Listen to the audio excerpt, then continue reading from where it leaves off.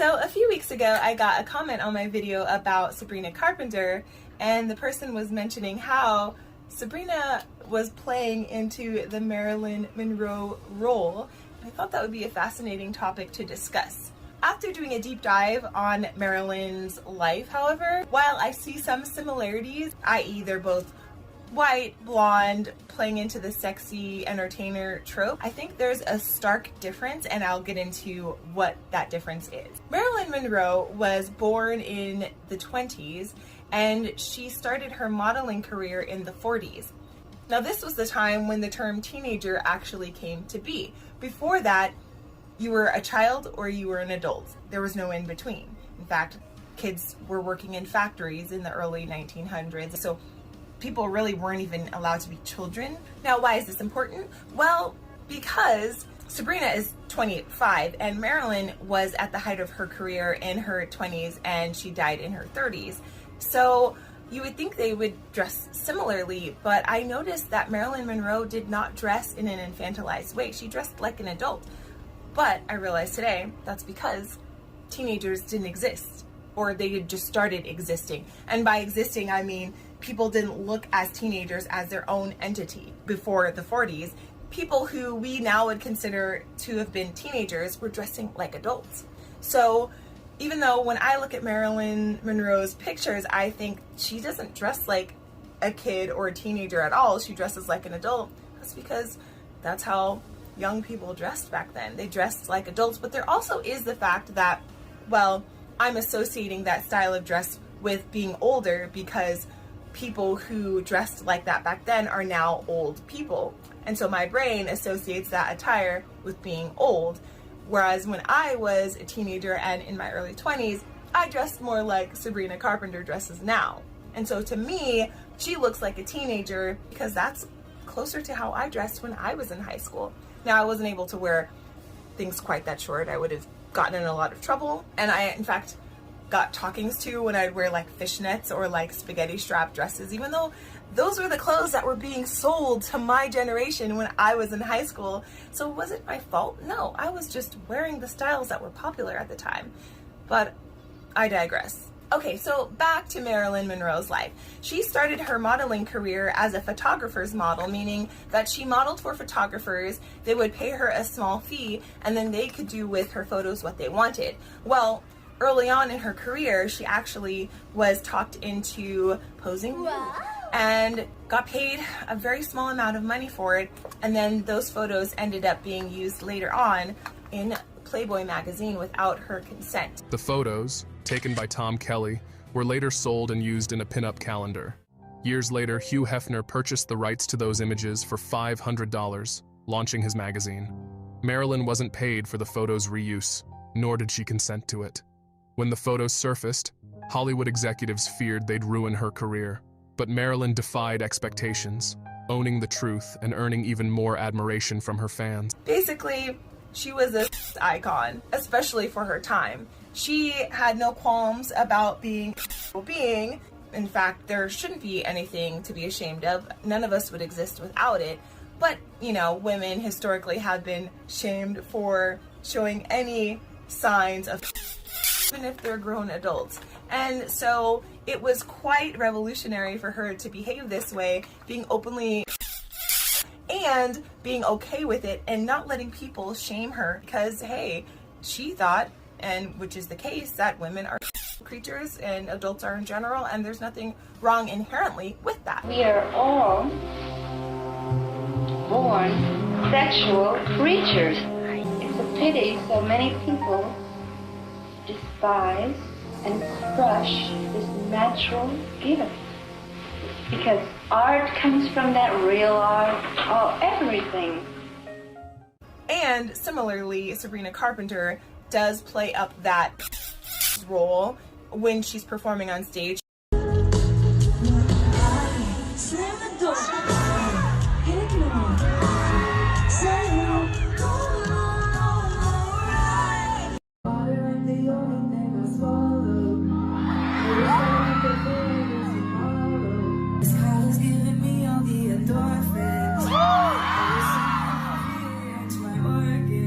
she actually will do things like pretend to perform acts on microphones, which parents have been upset about because they're bringing their kids to these shows not knowing fully what Sabrina Carpenter's shows are about.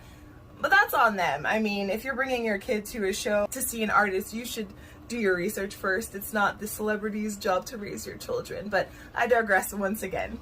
Now, what I thought was really interesting about Marilyn Monroe's life is that she started off a totally different person. Her name is actually Norma Jean Baker, and she slowly, feels organically, but it was very intentionally, morphed into Marilyn Monroe. And how she got the name was someone she was working with said that she needed to change her name because Norma Jean Baker wasn't marketable. And he had remembered a woman in his past who reminded him of Norma Jean Baker, whose name was Marilyn. So she went with Marilyn, and then her grandmother's last name was Monroe, and she wanted to keep something of herself, and so she went with Marilyn Monroe. Not only was her name not real, stage names are common amongst entertainers, of course, but even her hair was fake. I don't mean she was wearing a wig, I mean she was not blonde. Maybe as a young child, but as an adult she had to get her hair touched up every 3 weeks to maintain that platinum blonde look.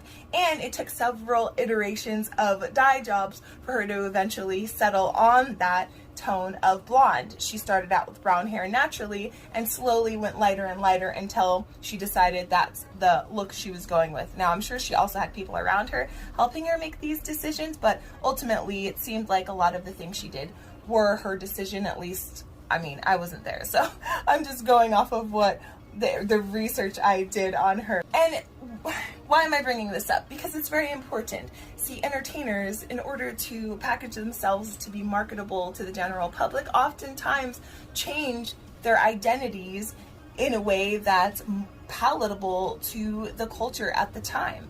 And while she was revolutionary with her, because that wasn't the norm back then, ultimately people were into her aesthetic, obviously. That's why she became so popular during her time, not just after her death. She knew what she was doing, basically. In fact, she was often playing up the infantilized role that the person in the comment brought up as a means to an end, to get more people on board with her, which is kind of problematic in and of itself.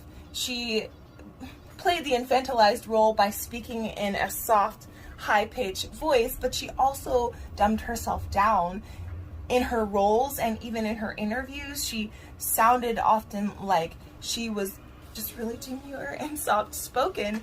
And I found it hard to find audio of her speaking in a different voice. She seemed to hardly ever break character. Like, she embodied Marilyn Monroe so much that I feel like she was method acting almost at all times. Even in clips that you can see her maybe forget her lines while shooting for a movie or something, she still used the soft, infantilized voice, even if she was frustrated.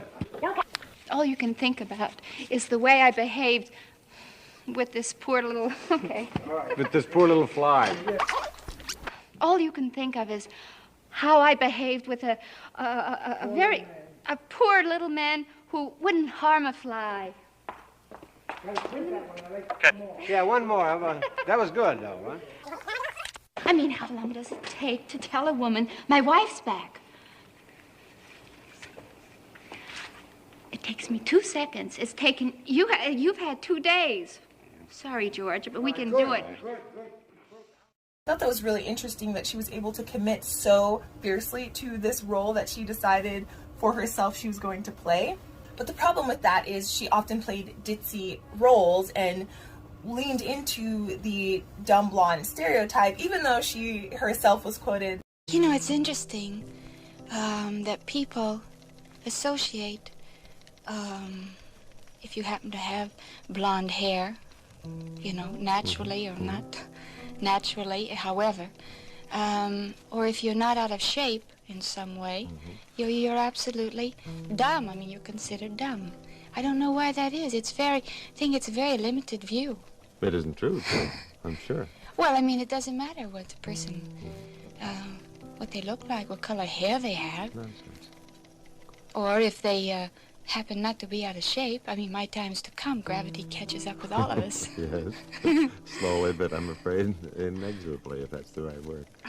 So she thought that people thinking blondes were dumb didn't make any sense, but yet she played into it to manipulate the public to become popular. She was often typecast as a dumb blonde bombshell. Many assumed it was her real personality, but Marilyn loved books. She built a library of 437 books. Most of them were peppered with her notes. She read every chance she got, even on set. She liked psychoanalysis and poetry. If that wasn't working for her, she wouldn't have kept doing it, right? And the reason why this is problematic for society is because it perpetuates the idea that grown women are meant to be seen as childlike creatures who don't know any better, who are helpless, and who need men to guide them, to take care of them, and to put them in their place and make sure that they obey the men. Now, while she herself seemed extremely liberated, she was even rumored to have been having an affair with both John F. Kennedy and his brother, which also, it's rumored that her death, that was at the time said to have been a cause of an overdose, was probably actually more like a... That's the topic for another video. But why that's also important is because even though she played the role and did what she was supposed to do to get the male validation that made her famous, in the end, she still suffered. Back to the topic. The reason why, well, I'm not going to say that it's the woman's fault for how the men are treating her. I'm not going to blame the victims here. I will say that it is helping to perpetuate this stereotype, and it's helping to keep women in this role in our society of being looked at as infantilized, as inferior, as needing to be controlled. But you gotta play the game, right? Do we? I mean, if enough of us stood up, maybe we could change things, but alas, here we are. In 2024, we have artists like Sabrina Carpenter playing into the role. But remember how earlier I said there was a stark difference between she and Marilyn Monroe? Well, while Sabrina is playing up the role visually, like she's dressing like a younger person, like a teenager in my point of view, she's not doing the baby voice. She's not doing the dumbing down thing. She's not, playing it up to act like a child. In fact, like I mentioned earlier, she's very much not acting like a child in her shows, and that's why parents are furious with her. But if you'd listened to her music, you would have known better. One might argue, yeah, but if she's dressing like a teenager, that's bad because it's attracting men who like that stuff.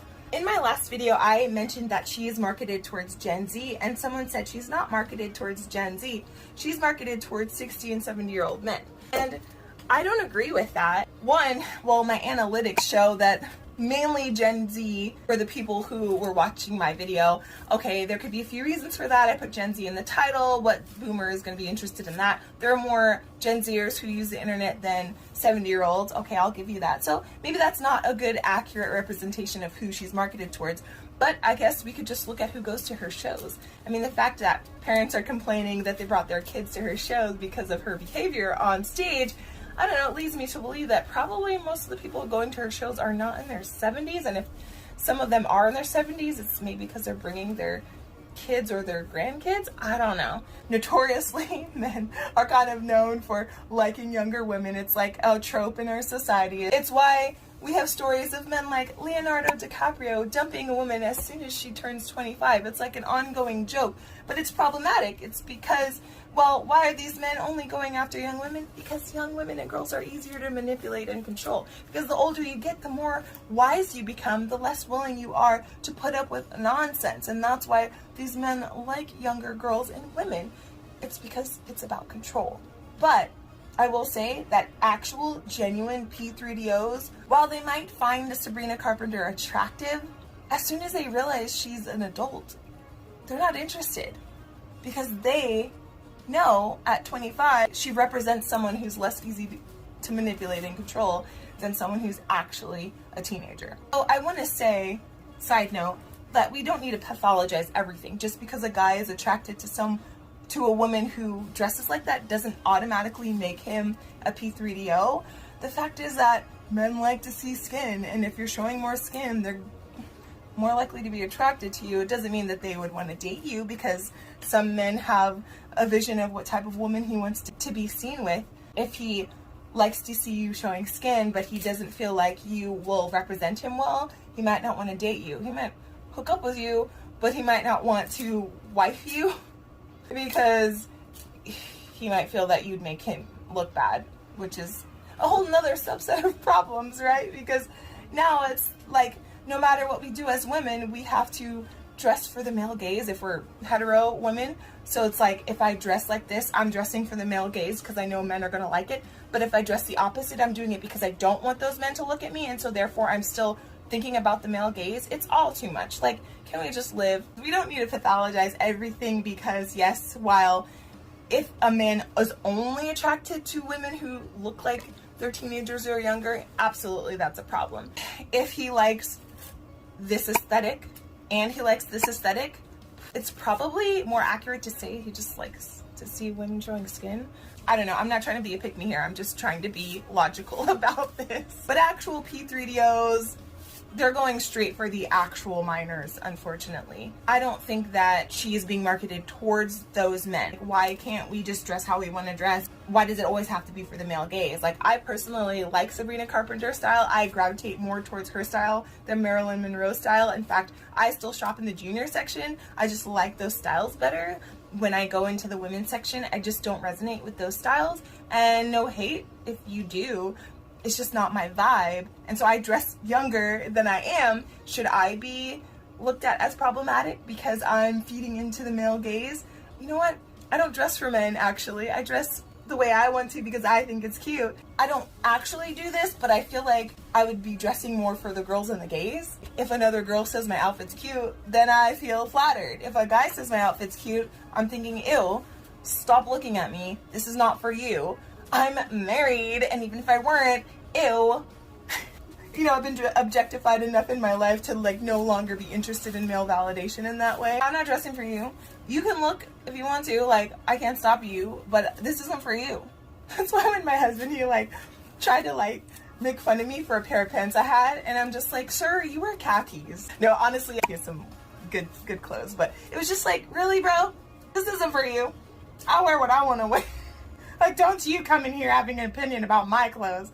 But I digress once again. They both, Marilyn Monroe and Sabrina Carpenter, had the infantilization thing going on, but in different ways. Now, is one more problematic than the other? I don't know. I like this new style if you're going to be infantilized. I like that Sabrina, at least, while she's dressing in a cutesy girly way, she isn't acting dumb and ditzy in interviews, at least none that I saw. She doesn't do the infantilized baby voice. I wrote this song in New York after a lot of reflection and coming to a conclusion of like how, you know, one thing can become such a big thing over something so minuscule.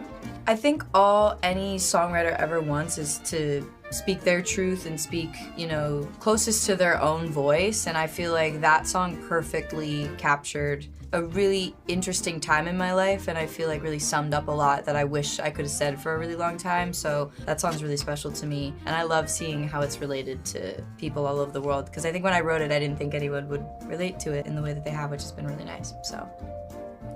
Anytime I do that, by the way, feel free to edit it out. She's very open.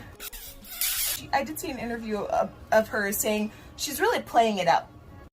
Over the last year, I've heard from a lot of people like, wow, like she's just like the horniest girl alive, because sometimes in my songs I say some crazy things on stage. But I'm actually a very normal amount of horny, and also just, you know, a lot of it is because I'm able to kind of have fun and play, and, you know, when I'm doing these live shows, it's just a matter of not taking things too seriously, and I love play on words, and I love funny innuendos. It's just always been something that makes me laugh.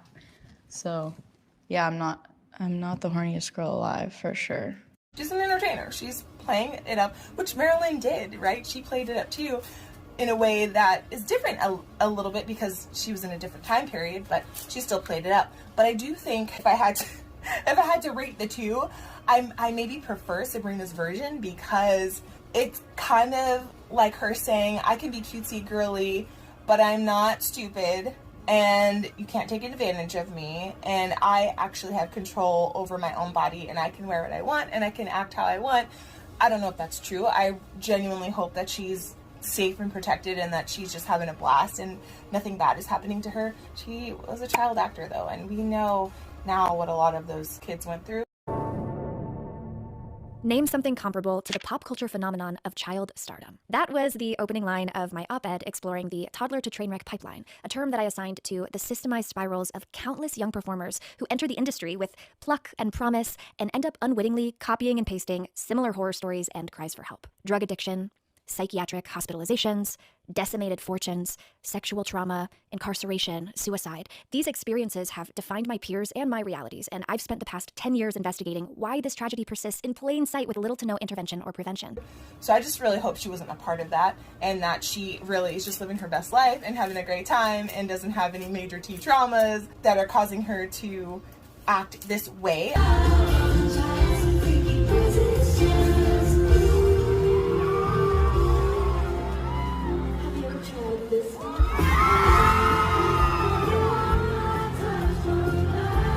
She's 25, she's an adult.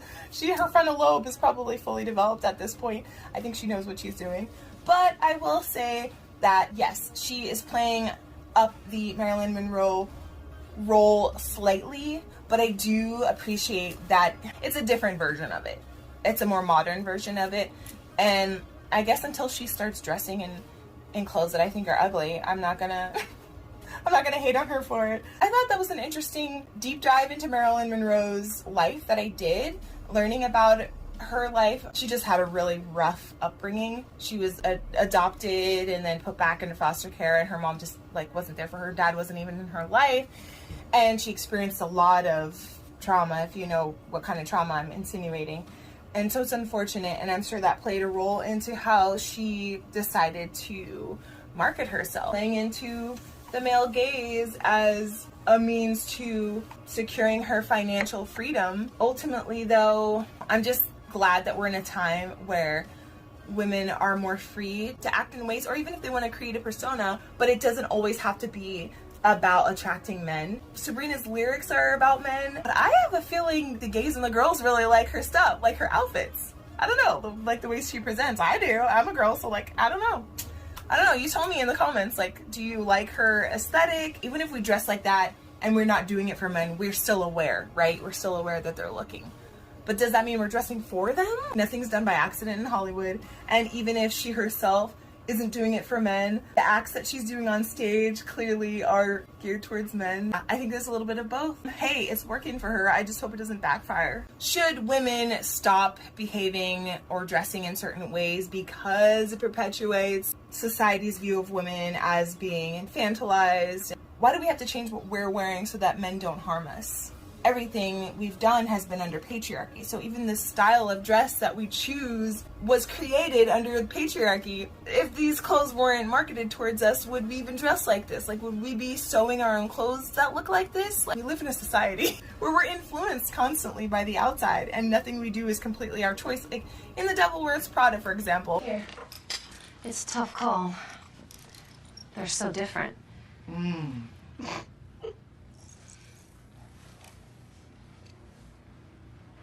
Something funny?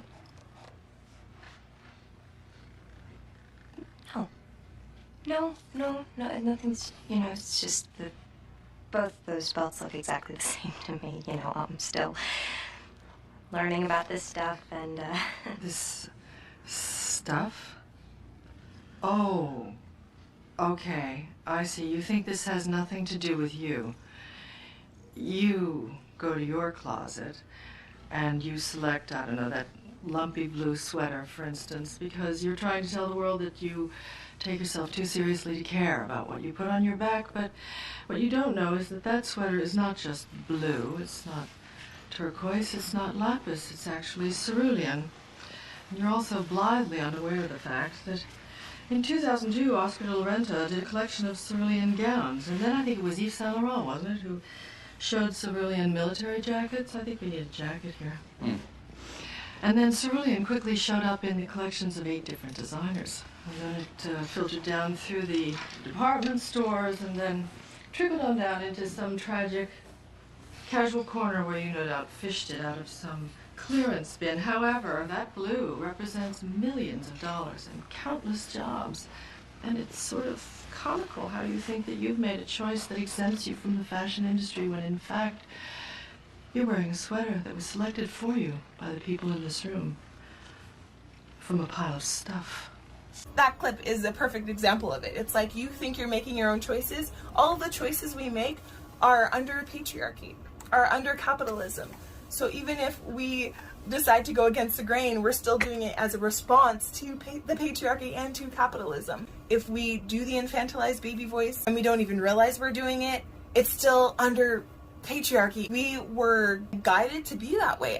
I was watching a video of myself talking to my husband and I noticed I was speaking differently. I didn't recognize my own voice and I was like, ew, why am I talking like that? I kind of sounded like a kid a little bit and I didn't realize I do that. And there must be something to that subconsciously, psychologically, where I feel like I need to speak in a softer, agreeable tone so that I don't appear overbearing, maybe, especially if I'm bringing up something that might be an issue. I want to soften the blow by being kinder and softer and more gentle with my words. I just don't think that we can do anything independently. We're constantly being influenced. How much of Sabrina's style is hers and how much is stylists? The shareholders of the record label and all the execs need to get paid. So again, if something isn't working, they are going to nip that in the bud and she's no longer going to be, you know, portrayed that way. So clearly it's working. No, are we ever going to be able to get away from that as a society? I don't think so, because the pendulum's constantly swinging. We'll have responses to things. And so our response to the Britney Spearses and I was going to say Christina Aguilera, but even Christina Aguilera had a response in the 2000s with her record Dirty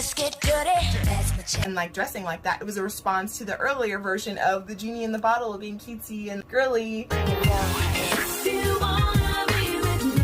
I just think it goes like that. It goes back and forth where we see a focus on the cutesy, girly, demure, infantilized, and then it swings the other way, and then we get the like raunchy, independent woman taking control. I mean, that's why we saw the rise in OF content. People were saying, you know, it's empowering, women are taking control of their own and yes, we are still functioning under the patriarchy. While it might be safer for those women to do that in the comfort of their own home, they're still being objectified. I created an OF account. I didn't do anything explicit. It was just like pictures and videos.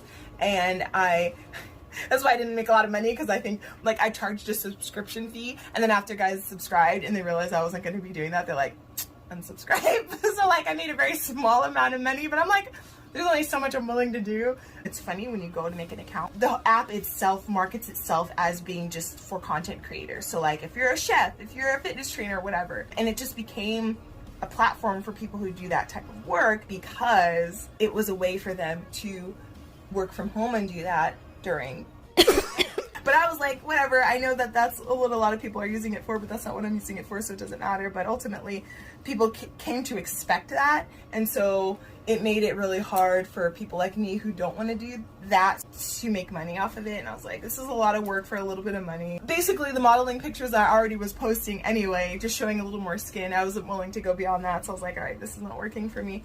But all of that's under the patriarchy. Keep in mind, if that didn't sell, we wouldn't be doing it. I thought it was interesting, the parallels between Sabrina and Marilyn. I think our society has changed in a way that it's now seen as empowering for women to take hold of their, but at what cost? We're just always still worrying about the male gaze and doing things for the patriarchy. And will that ever change? I hope so. If you have to function under this society and you gotta do what you gotta do, I appreciate at least doing what you gotta do in a way that doesn't perpetuate harm to women and young girls. Maybe that does mean we should get rid of the infantilized aesthetic completely. Ultimately, I do think it's problematic when women play into the infantilized role because it perpetuates the normalization of viewing women as childlike and therefore not needing to be treated with respect or taken seriously. But it also simultaneously normalizes viewing people who look like children as attractive. I'm not saying that either Sabrina Carpenter or Marilyn Monroe are inherently bad people. They are / were functioning under patriarchy and being rewarded for presenting in that way. Who are we mad at? The people just trying to survive in this crazy, messed up world? Or the people in control, making it so that you can't survive unless you play into that? Can I just be a girl without everything being political? Like, without my clothes and my makeup and my hair being political? Can I just be? Can I just like dressing like this and like doing my makeup without everyone scrutinizing it? I'm not talking about me personally, I'm talking about girlhood in general and womanhood in general. Stop being a girl, cue the violins. But it is, it's like everything we do, it's like we're constantly being surveilled and we're constantly being told what to do and what not to do, and if we act like a baby, then we're being problematic, which I agree. If you're doing it intentionally to manipulate, and then the repercussions of that is it further perpetuates seeking younger looking girls and women. But it's not those women's fault ultimately that there are men who are like that. I also meant to mention there are men out there who date women who look like teenagers or children because it's the closest they can get to dating someone underage without actually doing anything illegal. Also, might I remind everyone of what happened mostly in the 2000s and the 1990s when men had countdown calendars, which was them counting down the days until certain underage celebrities turned 18 so that they can legally objectify them in public. Just disgusting. It is a problem that there are still entertainers today who are women who are doing the infantilized sexy baby thing, but then is the alternative dressing like Billie Eilish? I don't vibe with her style. I want layers and layers and layers, and I want to be mysterious. To be clear, I totally understand why Billie Eilish does that, and I completely applaud her for taking a stance and, you know, taking her image into her own hands. I like to joke around a lot, so I'm really mostly being facetious, but I also don't really like that style, but I also appreciate that fashion has so many different aspects to it, and I love that we don't all dress the same. So just wanted to clarify. Can't we just have cute things without everything having to be a problem? Oh, I hate it here. Why can't I just be a girl? Why does everything I do have to be political? Like, can't I just dress the way I want to dress because I think it's cute? I think I look good in it? Should I be not doing it because I don't want men to think I look like a child and they're attracted to that? Can I just talk the way I talk? Like, what if I naturally have a little voice? Why do I have to deepen my voice to be taken seriously? Can I just be a girl? Can I just be a girl? So annoying. We covered a lot of ground today. We discussed how Sabrina Carpenter and Marilyn Monroe both use their hyperfemininity to gain them popularity within the public eye, but just in different ways. Sabrina using her femininity on the outside while still presenting as a very confident and self-assured woman who is liberated, which is a more modern take of a feminist version of what a woman can be, whereas Marilyn used her femininity while leaning into the infantilized dumb blonde trope that was expected of women at the time. And while both use their hyperfemininity to garner success within the industry, unfortunately for Marilyn Monroe, in the end, it didn't save her. Her doing what the patriarchy wanted only got her so far, because at the end of the day, the patriarch not only doesn't care about women, but it will throw you away at the earliest chance it gets if you choose to go against it in any way. And so, while I don't want to scare anyone into becoming paranoid, hypervigilant, and sleeping with one eye open, I do want to encourage you, if you are a feminine presenting person, and you already use or plan to use your femininity to get what you want out of life, which is kind of inevitable in some way or another in order to survive in the society, just be mindful of how you're using it, making sure it's not helping to perpetuate harm against women and girls. And also, always remember that even if you are doing a really good job at using your femininity, you have to look out for yourself. Hold your cards close to your chest, never show your hand, and keep a watchful eye out for those around you who benefit from you and your use of your femininity. Because the moment you stop giving them access to the very thing they benefit from by way of your femininity, well, they could turn against you. It's happened to me in a much less dire way than Marilyn Monroe, of course, because I'm still here, but unfortunately it happens to a lot of women. And so I just want to say that while we do have to play the game, or I guess go against it, femininity is one of the world's most precious resources. It can be a gift and a curse. Men have been known to move heaven and earth just to be near feminine energy. So don't take your feminine energy for granted, and don't let other people take advantage of it either. Just know that your femininity can be a weapon, not just against others, but against yourself. I encourage you to read books like The Gift of Fear and The 48 Laws of Power to help you better navigate this world and understand the psychology of people. Because while unfortunately we can't really control the world around us, we can at least control our own actions and try to secure better lives for ourselves. We just have to know what we're dealing with and have to know how the human mind works so that we protect ourselves while getting the things we want out of life. And so with that said, I want to thank you for getting this far into the video. Let me know what else you want me to talk about. This was a really interesting topic to discuss. And because we don't live in a vacuum, though the topic was Sabrina and Marilyn, it really is about all of us women, because we are all connected. And even if you don't know these women personally, they still affect you. They've helped shape our culture, and they continue to influence women and girls all over the world. And so I hope you learned something today. I'll see you in the next video. Thanks for watching.